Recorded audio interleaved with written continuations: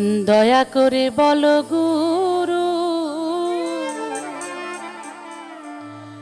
আমি করলাম শুরু আজ ভাবের কীর্তন। ছিলাম কোথায় এলাম হেথায়, আবার যাব কোথায় নাই নিরূপণ। দয়া করে বলো গুরু,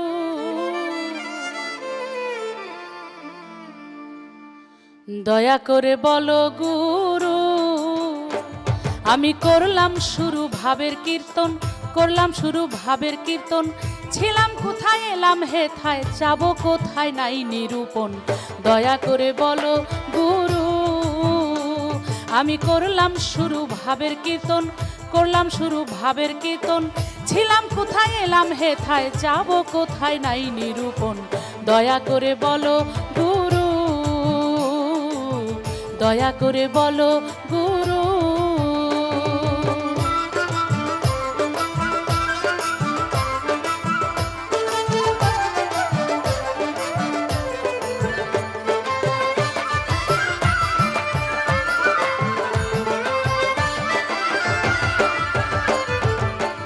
একই ভাণ্ডে পুত্র কন্যা, এক একটার এক এক নমুনা। আসে একই ভাণ্ডে পুত্র কন্যা, কেন হয় এক একটার এক এক নমুনা। হয় অন্ধ আতুর ল্যাংরা কানা, অন্ধ আতুর ল্যাংরা কানা, রূপ নমুনা ভিন্ন গঠন। দয়া করে বলো গুরু, আমি করলাম শুরু ভাবের কীর্তন, করলাম শুরু ভাবের কীর্তন। ছিলাম কোথায় এলাম হেথায়, যাব কোথায় নাই নিরূপণ। দয়া করে বলো গুরু, দয়া করে বলো গুরু।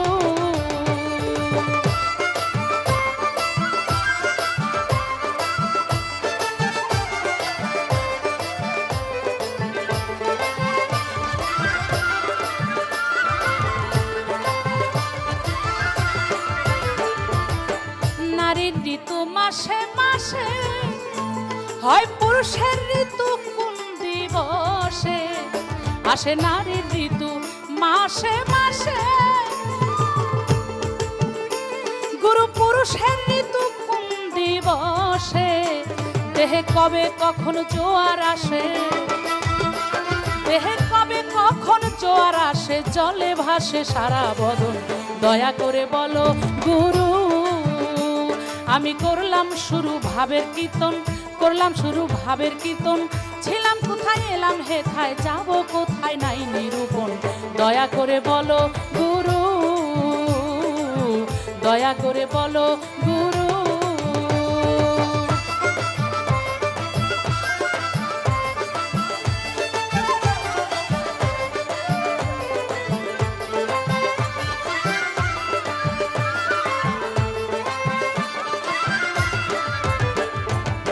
সাড়ে 24 চন্দ্র তারা,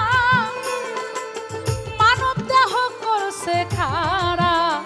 দয়াল 24.5 চন্দ্র তারা, এই মানব দেহ করছে খাড়া। ওরে কোন চন্দ্র কি নাম ধরিয়া, দেহে কোন চন্দ্র কি নাম ধরিয়া, কোথায় কে নিয়েছে আসন। দয়া করে বলো গুরু, আমি করলাম শুরু ভাবের কীর্তন, করলাম শুরু ভাবের কীর্তন। ছিলাম কোথায় এলাম হেথায়, যাব কোথায় নাই নিরূপণ। দয়া করে বলো গুরু, দয়া করে বলো গুরু।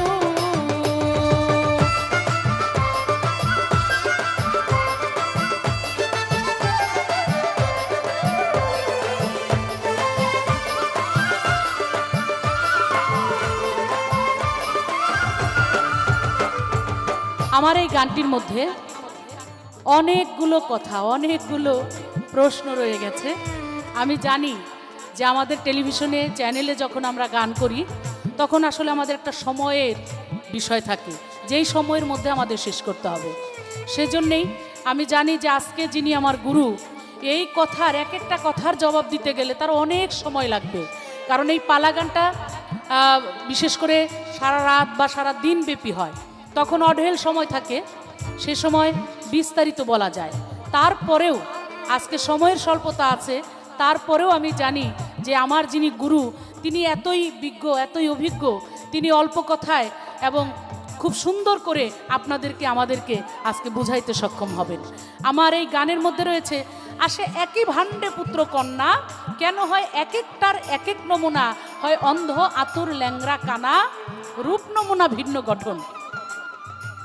আমি আমার মায়ের পেটে আমরা 3 ভাই বোন আসছি, আমার 2 ভাই, আমি মমতাজ। কিন্তু দেখা গেল একই মায়ের গর্ভে থেকে আসলাম, একই বাবার কাছ থেকে আমার মাকে, আমার বাবা সে মায়ের রজ, বাবার বীজ সব কিছু দিয়েই আমার এই দেহটা তৈরি হয়েছে। কিন্তু সেই একই ভাণ্ড থেকে আমি আসলাম, আমার ভাইয়ের চেহারা একরকম, আমার চেহারা একরকম। আমার 2 ভাইয়ের চেহারাই কারোর সাথে কারো কোনো মিল নাই। যে কোনো একটা পিঠা মা বোনরা যে পিঠা বানায়, যেটার মধ্যে বানায়, যে খাঁচটার মধ্যে, সেটার মধ্যে দেখা যায় যদি লম্বা খাঁচা হয় তাহলে লম্বাই হয় পিঠাটা, আর যদি গোল হয় খাঁচাটা তাহলে ওই গোলই হয় পিঠাটা। মানে যেরকম জিনিসটা ওই গোলাটা ঢাললে ঠিক সেরকমই তো আসে।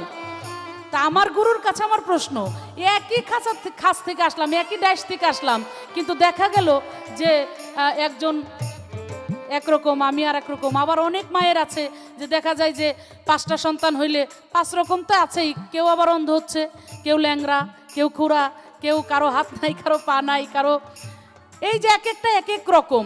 একই মায়ের পেটে থেকে একই বাবার থেকে আসলে এক এক রকম হয়, এটার কারণটা কি আসলে? আমার গুরুর কাছে আমার আরো জানার দরকার,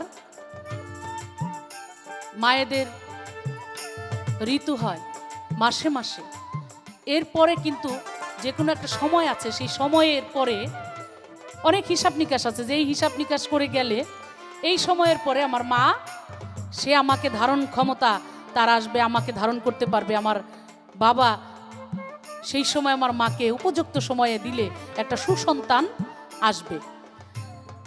কিন্তু আমার জানার বিষয়, মায়ের যেমন একটা সময় আছে, একটা ঋতু আসে, একটা সময় হয়, এরকম পুরুষের বেলায় মানে বাবার বেলায় এরকম কোনো সময়, এরকম কোনো ঋতু বাবাদের বা পুরুষদের হয় কিনা, এখানে আমার একটু জানার বিষয়।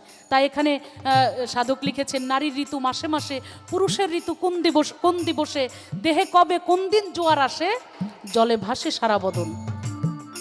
আছে 24.5 চন্দ্রের কথা, যে দেহের মধ্যে 24.5 চন্দ্র আছে, এই চন্দ্র কোন দিন কোথায় গেলে, কখন কিভাবে একটা সন্তান পৃথিবীতে আসলে তা সে পরিপূর্ণ একজন মানুষ হিসেবে আসতে পারে, এই হিসাবটাও যদি একটু ছোট্ট করে আমার গুরু আজকে আমাদেরকে জানায়, তাহলে আমরা অনেক কথা, অনেক কিছু আমরা আশা করি জানতে পারবো তার কাছ থেকে।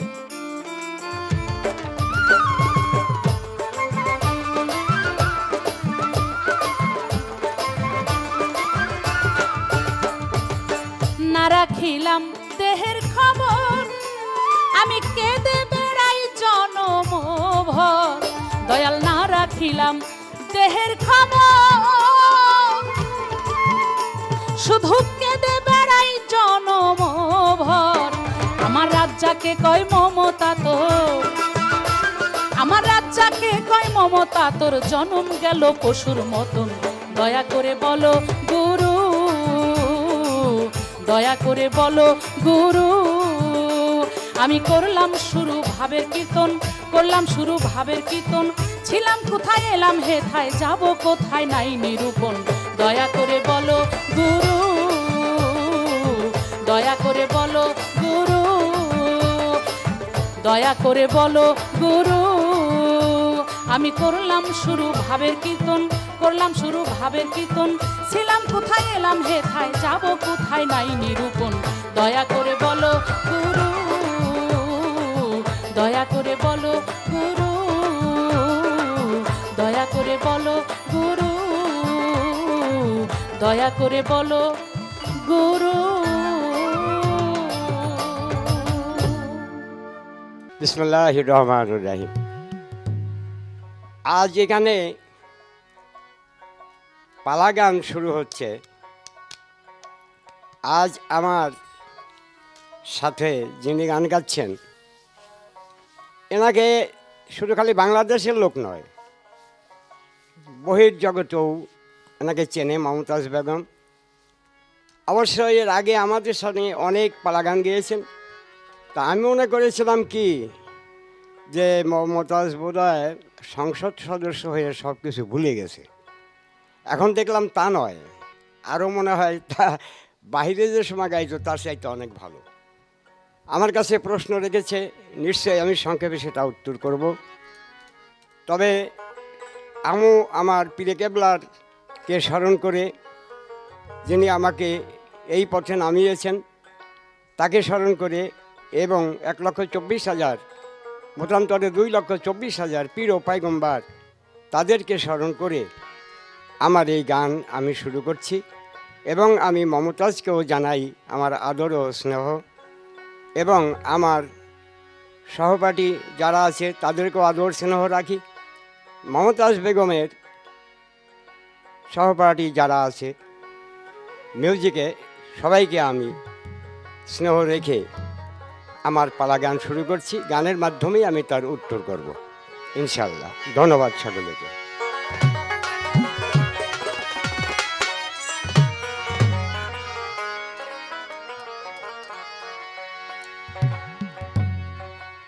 আমি উনি যে কথা বলেছে সত্যই, আইনাল মিয়া, বয়াতি, ফরিদপুর আমার নিবাস। তাই সে কথাটাও আপনাদেরকে জানাইলাম, এবং বাইরে যাহারা শুনছেন তারাও আমাকে চেনেন এবং আমার কথাই বুঝবেন যে আমি সেই আইনাল মিয়া বয়াতি। ধন্যবাদ সকলকে।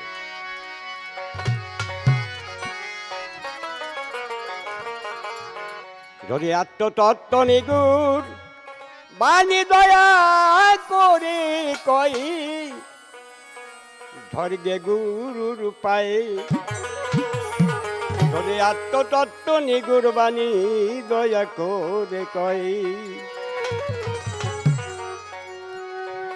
যদি আত্মতত্ত্ব নিগুর বাণী দয়া করে কয়, হায় হায় আত্মতত্ত্ব নিগুর বাণী দয়া করে কই, এবার ধর্গে গুরুর পায়ে। আত্মতত্ত্ব নিগুর বাণী দয়া করে কয়।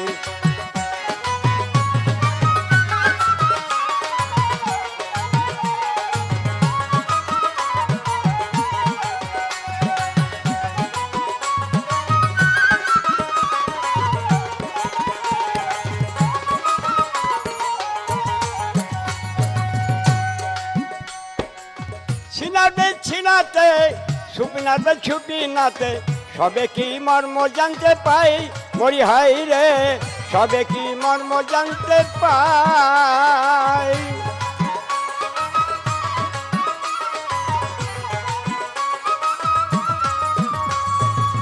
গুরুজির কৃপা হলে আত্মতত্ত্ব দিবে বলে,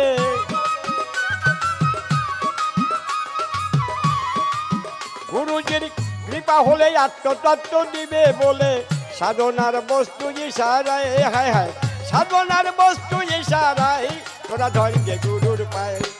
আত্মতত্ত্ব নিগুর বাণী দয়া করে কয়, ওরে আত্মতত্ত্ব নিগুর বাণী দয়া করে কয়, এবার ধর্গে গুরুর পায়ে।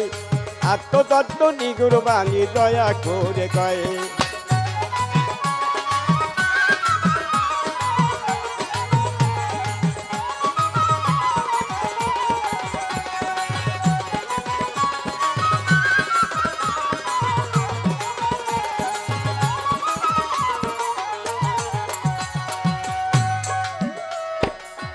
সাধনা বারো হরবে লাইলাহু আল জিকিরে, সবে কি মর্ম জানতে পাই, মরি হাই রে সবে কি মর্ম জানতে পাই।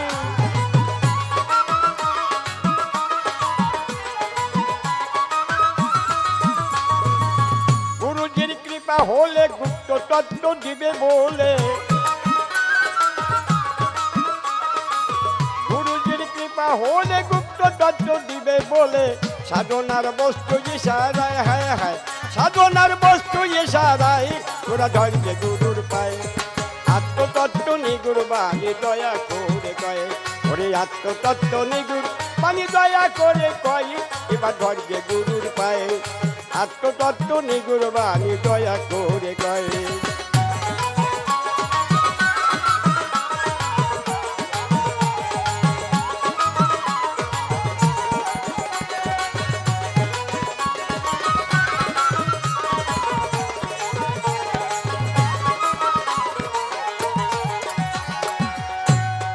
দয়া করে বলো গুরু, দয়া করে বলো গুরু। প্রশ্ন রেখেছে আমার কাছে, গুরুত্বপূর্ণ প্রশ্ন। মেয়ে ঋতু মাসে মাসে, পুরুষের ঋতু কোন দিবসে? একই গর্ভে জন্মগ্রহণ করে মেয়ে এবং ছেলে, এক একজনের এক এক রূপ। এটার কারণটা কি? আবার কেউ হয় ল্যাংড়া, কেউ অন্ধ, কেউ ঠোঁট কাটা। এটার জিনিস আছে রে বাবা, কোরআন শরীফে স্পষ্টভাবে লেখা আছে এবং আয়াতের দ্বারা প্রমাণিত আছে। এই সূরাটা আর রহমান মারা জাল বাহারাই নালতা কি আনবাইনা হোমা বাজ্জাক পারখল্লা অজ্ঞান ফাবিয়া আলাই রব্বিকো মাতকাজ্জেবান। আল্লাহ কয় তোমরা কি এইটা বিশ্বাস করো না? এই যে মারা জাল বাহারাইন দুইটি নদী, এটা মায়ের ডান পাশে থাকে মারা জাল, আর মেয়ের বাম পাশে থাকে বাহরাইন। এটাকে আমরা বাংলায় ডিম্বকোষ বলি। ওইখানে যখনই নাকি মেয়ে ঋতুবধূ হয়, জরায়ু এসে মুখে দাঁড়ায়, তখন শুক্লকীট যেটাকে আমরা বলি, ওইটা যখনই এক চোটে যদি দুইটা বাহির হয়ে চলে যায়, তাহলে দেখা যায় যে হয়তো বাম দিকেই যাক আর ডান দিকেই যাক, কিন্তু সন্তান একটা হবে। সে সন্তান নহে পুরুষ নহে মেয়ে, সেটা হবে কি হিজড়া। আর যদি একটা শুক্লকীটি যায়, তাহলে সেখানে ডান দিকে গেলে হবে পুরুষ ছেলে, বাম দিকে গেলে হবে মেয়ে ছেলে। তা এখন পুরুষের ঋতুটা আসে কখন? ঋতুটা ওই সময়ই আসে যেদিন একটা সন্তান গর্ভে ঢুকে, ওই দিনই। না হলে ডেলি ডেলি সঙ্গম হয়, ডেলি ডেলি সঙ্গম হয়, কিন্তু ডেলি ডেলি একটা সন্তান হয় না। পুরুষের ঋতু ওই দিনই আসে যেদিন একটা সন্তান গর্ভে ধারণ করে। তাই বলেছে এক রুজুম মিনহুমা লুলু আল মারজান ফাবি আলাই রব্বিকুম মাতকাজ্জিবান।